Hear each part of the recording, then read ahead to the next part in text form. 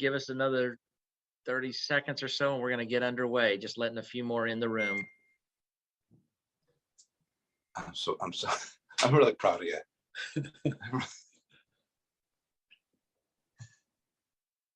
You look great. Huh? You look great. I know you don't feel great, but hey, can't have everything. Feel Right? shitty. Yeah. Who doesn't at this age? Who doesn't? All HoJo, right. Are we, I think everybody's on, we're going to begin. I like to thank everybody for joining us this afternoon. We have three very distinguished members to speak to you today. Three people that all Mets fans are very familiar with. And again, we want to welcome the audiences that are watching also as well on all the social outlets from SNY, as well as all the Mets social channels.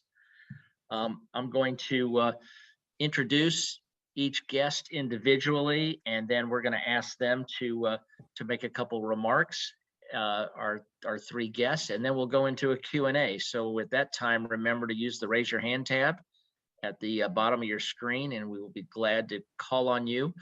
And you can tell us who you would like your question intended for. So I will begin first with Mr. Ken MacKenzie. He was an original Met in 1962 under Casey Stengel and was the only pitcher on the staff that season that had a winning record, going 5-4 in 42 games. MacKenzie graduated from Yale and would later return to be the Bulldogs head coach, where he would actually end up tutoring a young Ron Darling. Mr. MacKenzie went 3-1 and was second on the team with 3 saves as well in 1963. So Ken, welcome to the Zoom, and thank you so much for joining us today. If I could ask you to offer a few words of what you're looking forward to in attending Old Timers Day, as well as sharing any kind of memories or recollections from your time as a Met. Well, thank you, Howard. I have a lot of good memories from '62. I think the fondest memory I have is shit. Yeah. What? Keep going. Take your time. Okay, no, that's fine. I'll forget my own name if I'm not careful. The Hot Rod Keneal was maybe the most fun of any player I played with. He is right up there with Bob Uecker. And Hot Rod had a ton of stories to tell, mostly about you, me, and I've never forgotten any of them. Hot Rod lived down in the Village in Manhattan, and so did we, my wife and I. And he said to me one day, "MacKenzie, you're down in the best place to live in New York, and you don't even know it." And the Hot Rod, he would tell me what all the action was the night before, and it was just a howl every time he told it. And the Hot Rod, I don't know what he hit. He probably hit about 240 or something like that. But Casey loved him. And Hot Rod would find a pearl in just about every game we played. And he Keep your eyes open. and he made it fun for everybody. And Casey loved him. Casey just absolutely loved him. And I think, Bauer, want you to shut up. No, thank you for sharing that. Appreciate that. And we all really look forward to obviously seeing you on August 27th, as a reminder that the Old Timers Day will take place on August 27th versus Colorado, and the festivities will begin at 5 p.m. that evening. So next up, would like to introduce Howard Johnson. Howard played with the Mets from 85 to 93. HoJo was a two-time All-Star. He earned 2 Silver Slugger Awards and finished in the top 10 in MVP voting 3 times while he was with the Mets. He led the National League with 38 homers and 117 RBIs in 1991 and twice compiled 30-30 seasons. HoJo also ranks in the top 10 in Mets history in doubles, homers, RBI, runs, and stolen bases. So it's truly a privilege to welcome you, Howard, to our Zoom today. And if I could ask you the same, to just share your thoughts on what it means to return for the first Old Timers game in a long time, as well as any other memories that you'd like to as well share. Well, I appreciate you, Harold. Thanks for reaching out, and I'm glad to be on this Zoom call to see some familiar faces and catch up with a few guys. And I think the biggest thing is going to be seeing a lot of my ex-teammates and just kind of interacting again, just kind of going back to where we were back in the day. And then some guys that when I was a coach, like Billy, being able to see those guys and catch up with them as well. So I just love it. I mean, when I see guys like Ken MacKenzie, one of the original guys, I mean, who doesn't love that? We the guys that played for the Mets were part of the fabric of what was the history of the team. And there's a lot of fans now that really don't even know that history because they haven't had an Old Timers Day.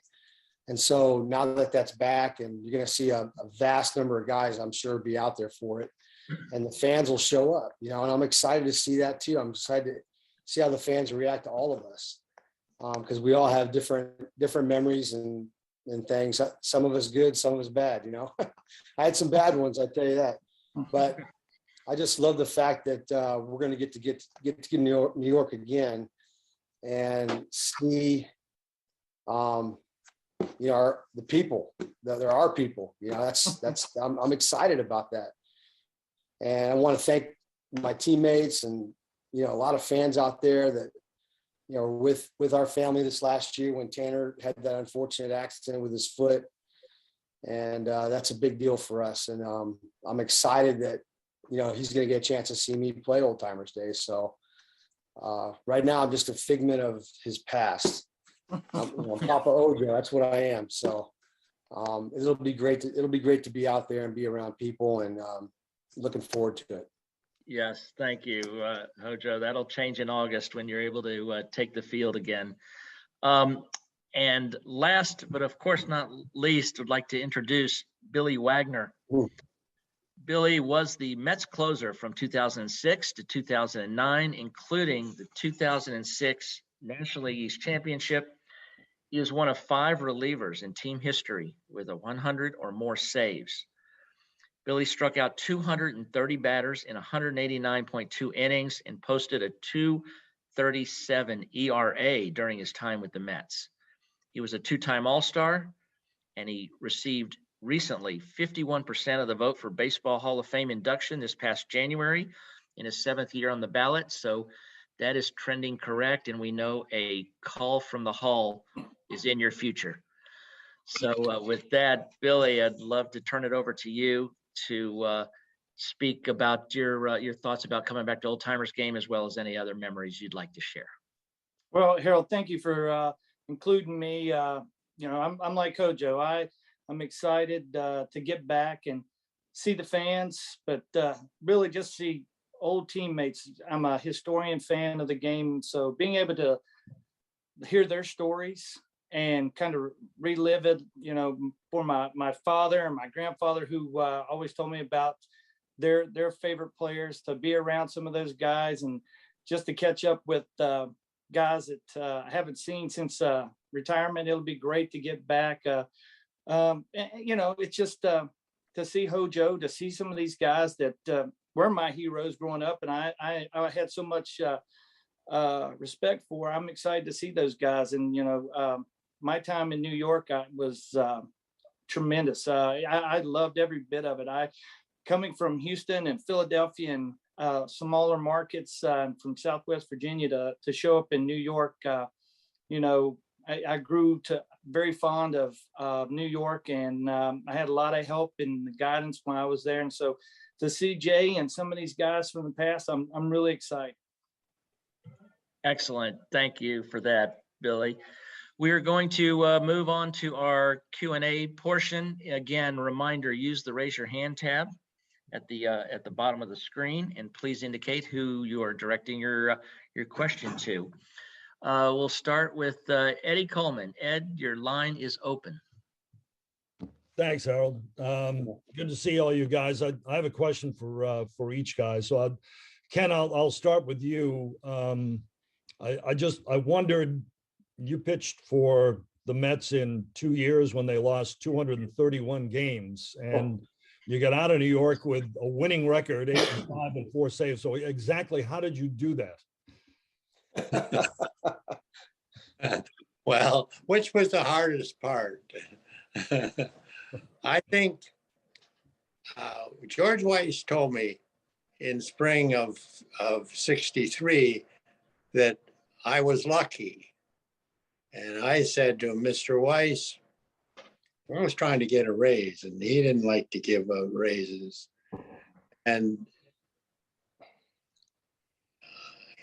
I said, if I didn't have some bad luck, I wouldn't have had any. We didn't have an infield that got very close to ground balls. And so they didn't make a lot of errors. But I shouldn't say that, because that's not very nice of me. But it's like I always said that we had a pretty good pitching staff because we threw the ball a long way. And I'm proud of the fact that some of the players who hit home runs off me were good hitters. I faced some really good hitters. Henry Aaron, Willie Mays, and Frank Howard. I threw a gamer to Frank Howard one night in Dodger Stadium. And I was still on the mound when the ball deposited itself up in the seats in left field. And Chris Cannizzaro came out to the mound and said, MacKenzie, what the hell's the matter with you? You didn't think that ball was going out? I said, well, nobody's ever won out of it. And if that one went, I was going to see it. And Thanks, Ken. Bateman said to me in Houston, hey, MacKenzie, you're really throwing the ball hard now. I said, how's that? He said, well, you're throwing it so far. And it was a pretty honest assessment of what I was doing. And yeah, so far. Thank you, Ken. Thanks, Ken. Hoj, I got a question for Hoj and Wags too, if I can. Please. Hojo, good to see you. Good to see you, Eddie. We don't see this much more in baseball these days. You were a power and speed guy. You had 30 seasons, a 30-40 year, I think as well too. Why do you think that is? And do you think that can come back in baseball as well? I could absolutely come back. I appreciate it. It's good to see you, man. You look the same. You never age. I don't know if that's good. Yeah, but absolutely could come back. And the way I always felt was, base stealing was an act of will, and it takes a lot of. It's difficult. There's a lot that goes into it. It's not just being able to run. I never was the fastest guy, but I love stealing bases, and my focus almost always was to get on base and try to steal. And I had that in me. I wanted to be that kind of a player that if somebody walked me, that I could try to steal and be in scoring position to score a run, for my team and make them kind of pay. That's just why I learned that from my dad. I learned that as a kid, and I loved it. I fell in love with it. And the National League was a great league for me to be in, getting out of Detroit where it really wasn't valued as much. But like today, the game has changed somewhat with quite a bit now, I guess, strategy wise, what hitters are trying to do, what offenses are trying to do. A lot of teams don't like to play for one run anymore. I think they feel like they're giving up way too much. Sometimes you are giving up something, the potential, right, for a 2 or 3 run homer, but those don't come along every day. I mean, it's much easier to try and create opportunities, on the base pass, and it affects the other team a lot. And so anyway, but it is different. I appreciate it. It's a part of the game. I loved it, and I like teaching it. It's fun. Thanks, Hoj. And Wags, good to see you as well. You look the Ed, same. you haven't changed a bit. That's dangerous, I'll tell you that. That's for sure. It's hard to stay that good looking. Yeah, I know. Yeah, takes a lot of work, doesn't it? Billy, you're probably going to say it doesn't matter, but your strikeouts per 9, your strikeout rate are Hall of Fame worthy, and your numbers are increasing too. You went 46 to 51, I think, this year, and you got 3 more shots. So, is it more important to you? Is this something you always kind of downplayed that stuff when you played, I know, but how has it become more important to you in time? Well, you know what? I don't know really how to answer that, because I hate to think that I would be talking about myself. I like playing the game and trying to be the best I could and doing the job the best I could for my team to win. And I was in a role that I got to be very selfish. I got to go out there and pitch for strikeouts. Everything I tell my high schoolers not to do, I got to do.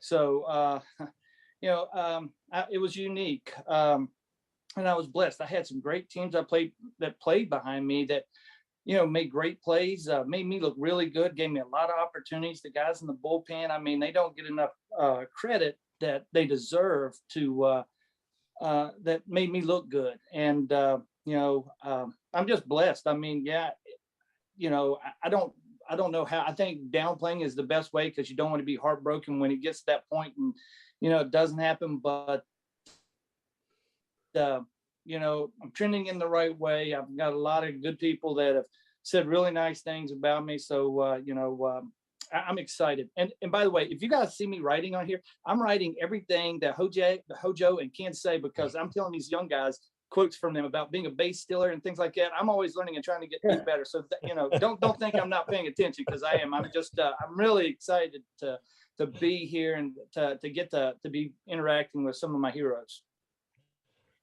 Thanks, Wags. Good to see you. Thank you, Ed. We will next go to Tim Britton. Tim, your line is open. Hey guys, this question's for Howard and Billy. I'm just wondering what your guys' best memories of Shea Stadium were. You know, what it was like to play there, what it sounded like there, what you remember about being in that stadium.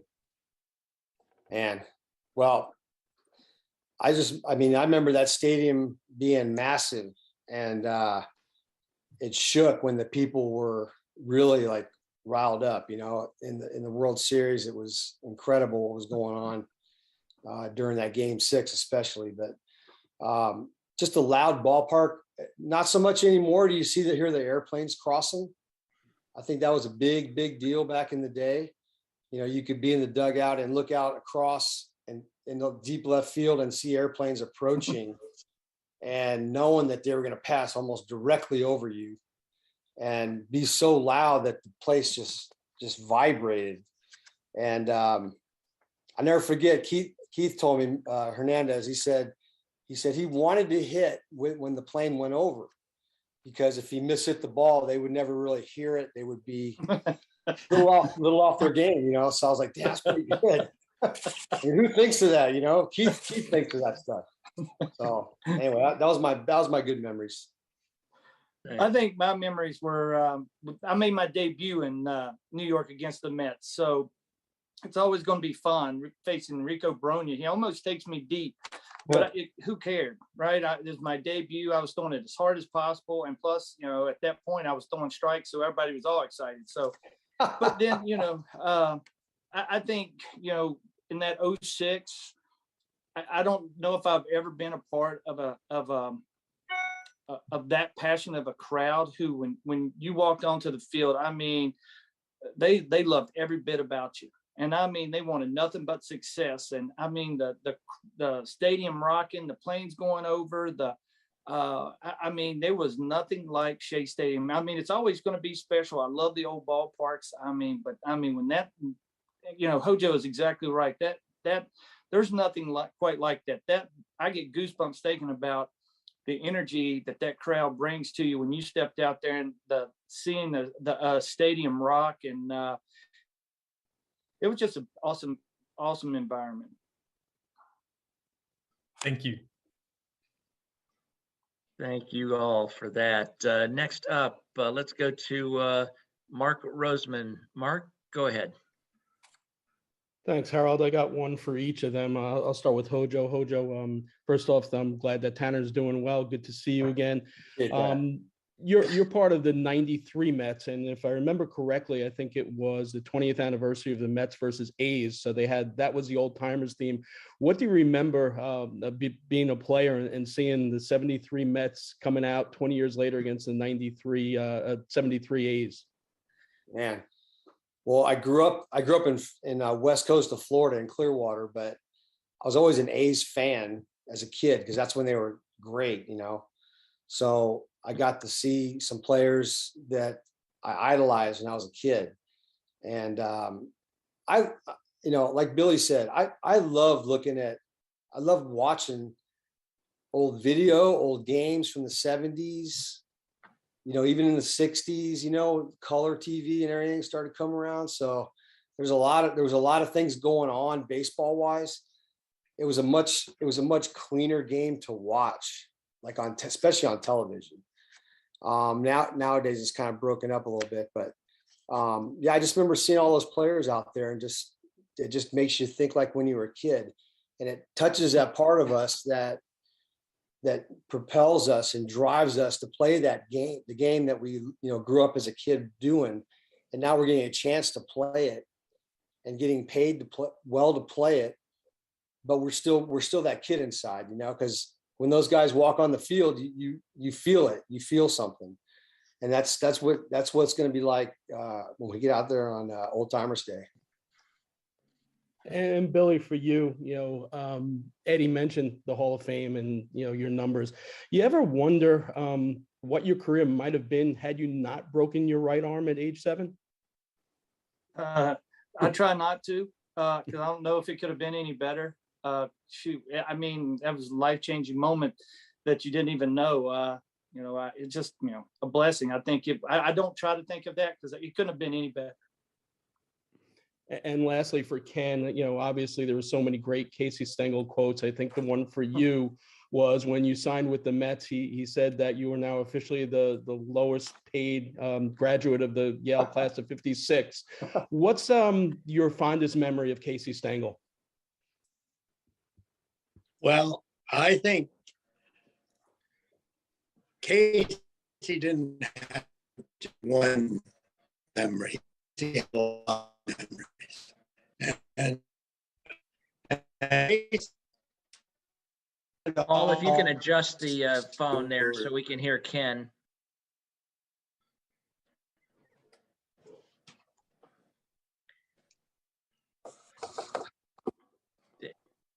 There you go. Go ahead, Ken. Sorry about that. I think we can maybe hear you better now. Casey treated everybody like they were special. And he referred to me many times as his Yale man. And I played with another guy in Milwaukee who sort of put down the fact that you'd gone to college. And he used to have a favorite saying was, I seen it, I know. You don't have to go to college to know that. And Casey never did that. Casey was always on top of things. And he was a special guy. And I've heard stories about how Casey would go to sleep in the dugout, but I never saw that. And I'll never say that I saw that. And Casey was so far from being asleep that you would never say that Casey was asleep at the switch. And that was special. And when I went up to say goodbye to him, he said, that's okay. I know you always did your best. And I appreciated that. I know you always did your best. And it might not have been very good sometimes, but it was what I could do. And Casey got the most out of you, I think. It's great. Ken, thank you. Next up, let's go to Tim Healy's line. Tim, go ahead. Hey, I have a question for Billy to follow up on your aside earlier. I was wondering what wise words from these other guys you have written down that you want to share with your players. Well, HoJo's always been one of my favorite. I mean, when he talks about base stealing and things like that, the art of the grit has changed in the game. And so when I'm able to talk to guys like HoJo and guys that are more in my stature that today would have been looked down on, I enjoy hearing their references of grit and their willpower to do these things. And and to listen to Ken talk about Casey and his memories of how throwing the ball long. I mean, don't think that when my pitcher gives up a home run, I'm going to walk out there and go, "Hey man, you're really throwing the ball long today." I think that's the greatest thing I've ever heard in my life. I mean, it goes back there beside the Mark Portugal comment when Bob Clark walked out after Portugal had thrown 3 consecutive home runs, and Portugal asked him, "Why are you out here?" And he goes, "Because I'm letting them reload the cannons."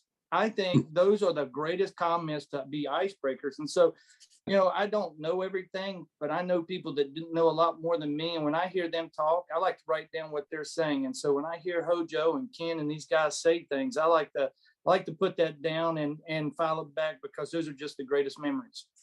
And Solid. at the Miller School there, how do you like doing that? And do you aspire to coach at higher levels at all? You know what? I do not pro ball. I can't. I'm past that. I don't know if I can babysit. I mean, and I speak from experience. I know that when you're there, you're just a different breed. I really feel that, you know, I was blessed to have a lot of people around me as coaches that put up with me, and I learned a lot with and gave me feedback that at the high school level gives me a chance to really develop them and, you know, give them confidence and understanding, and really to show them how to not make the mistakes I made. And so when I have that I just think at this level, it just gives me a great opportunity to teach young kids the way to go about their business. And I learned all that from the guys that I played with and the managers that gave me the opportunity. Thank you. Good. Awesome. Thank you. Awesome. Thank you. Thank you, Billy. Next up, Josh Lewin will come to you. Sorry, had to unmute there, Harold. Sorry about that. Guys, welcome back. And I'm just wondering, I guess this is for Billy first and for Howard too. You guys seem to be in tip-top condition just from looking at you. What do you Headshots. What do you have to do to get ready between now and August to make sure you're out there representing your person in a correct manner? Stretch a lot. Lots of stretching. I throw BP every day. So I my arm's the only thing that doesn't hurt most days. So, but you know what? I don't think you're ever prepared for anything like this. I just think it's a great opportunity, a great event to get back and to really to just mingle with the peers and ex-teammates and, the media and guys that, you haven't seen in a while. So I'm going to stretch a lot and try to not do anything stupid between now and then so that I can be a part of it. Good advice. Next up, I'm sorry, Josh, go ahead. You had a No, follow-up. just real quick for both those guys too. Howard, I'm trying to peer in at some of the memorabilia you've got behind you. I don't mean to eavesdrop, but No, I'm actually in my son's office at his house. Right on. And he's got a bunch of stuff that I used to have. So that's my question for both you guys, for Howard and for Billy. What treasured Mets memorabilia do you still have with you that's either on a wall or with a spotlight on it? What's your best stuff? Man, probably for me, I guess would be my uniform jersey that I would never be able to fit in now in a million years. That fits like a T-shirt now, but I've got that at home. Nice frame there. But just some of the photos I have a picture of, I've got two pictures that are really special. One is picture of me, Doc, and Mitch celebrating after we clinched the division against the Cubbies. And then I have one with me and Bobby O sitting together after the World Series in the locker. I think I'm sitting on his lap or he's sitting on my lap, and we both got champagne and we're just sitting there chilling and just thinking about what we just accomplished. Those are my gems, my three. Billy, what are your gems? It's funny. I was just sitting here just going, I've got a lot of jerseys from Pedro and Glavin, Beltran and El Delgado. I tell you, I have so many memories. I mean, I love baseball, and so I don't know if I have one. I mean, there was so much went on in 4 years in New York. In 2006, there was so much that I was exposed to that I've got on my wall. All the little things of being a Met, the little things. I mean, I don't know if there's one thing there that just stands out besides the only thing that I will say is the pinstripes with the orange stripe down that we got to wear one time when we were on, I think it was 42 day. That was the only time. That's one thing that probably is the most priceless thing that I have, because I always wanted to wear that uniform. I love those old uniforms. Awesome. Thank you, You fellas. look good in that too. It would have slimmed me down. Ed Randall, your line is open. Big Ed. Here. Wonderful, HoJo, to see you, and Billy too. But my question is for Ken, and wonderful to be with you, Ken. Can you please tell us when was your first inkling in '62 that the Mets probably weren't going to be pennant contenders? Well, I don't think we ever thought we were out of the race. We put the flags up on top. Wow. And it took a while to realize that the flags told us where we were in the league. We watched them work their way down, sort of all season. But it was when they were getting near the end of the roof that we realized that we were not going to win any pennants. Thank you, Ken. Thank you so much. Started off the season with 9 wins and 9 losses, excuse me. And it wasn't until Jay Hook pitched a game in Pittsburgh that we actually won our first game. And it wasn't until we finished the season in Chicago that we realized we were going to get out of there alive. And I was lucky enough to pitch the last inning of the last game in Wrigley Field. And I always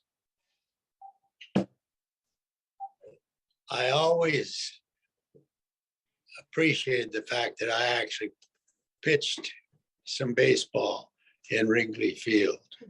And I've always felt sorry about my career in baseball that I never played in Boston. And it wasn't to be.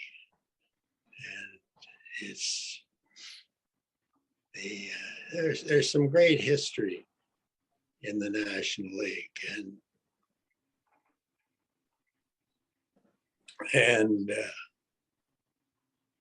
but let me tell you what pressure is.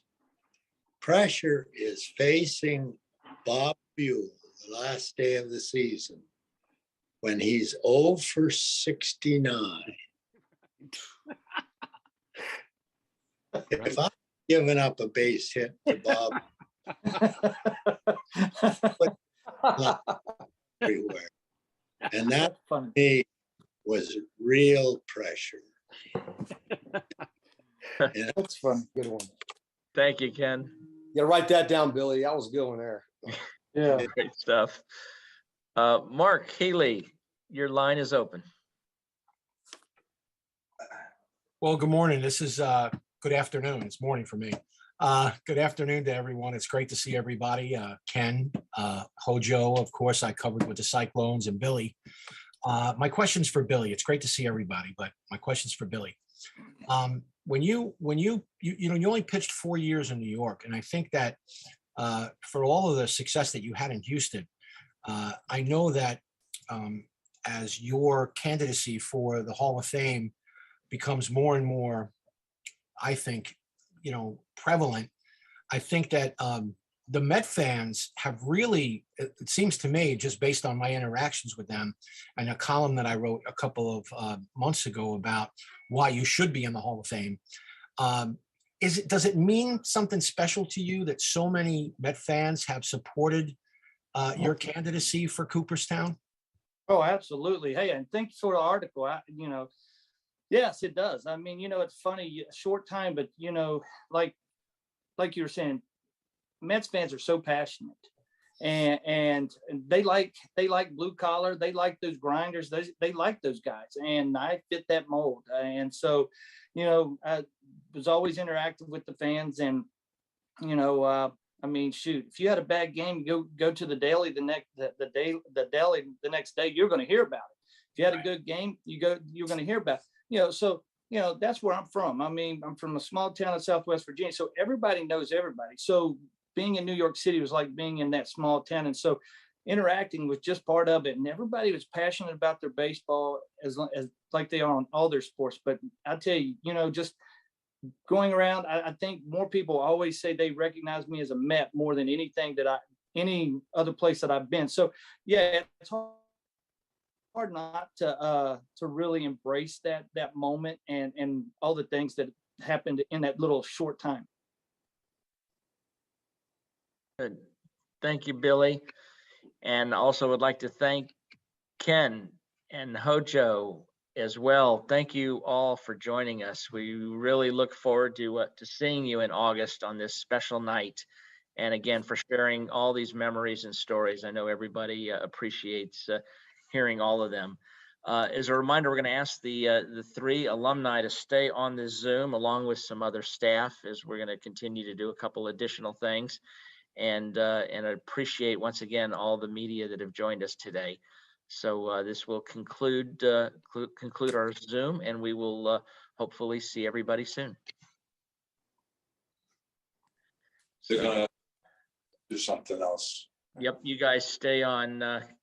Ken, HoJo, Billy, and some other staff are going to stay on, and we're going to wrap up. Now the hard part comes. You're going to get grilled by Jay on a podcast. Oh shit! That's awful, man. I tell you. Oh, Jay. Billy, you won't have to write any stuff that I say, Billy. I can assure you that, man. I write down everything you say. No, you won't, Billy. No. Jay knows where the bodies are buried. Yeah. That's so funny. I guarantee he does. Yeah. Mhm. All right, hold on. Let us clear out there some of the others, and Jay will be right to you in a sec here, and we'll get the go ahead from Thanks, Harris. Thanks for Josh having and me. whoever else. Yeah. No, you guys were great. You guys made the Zoom. Those were great stories. Yeah.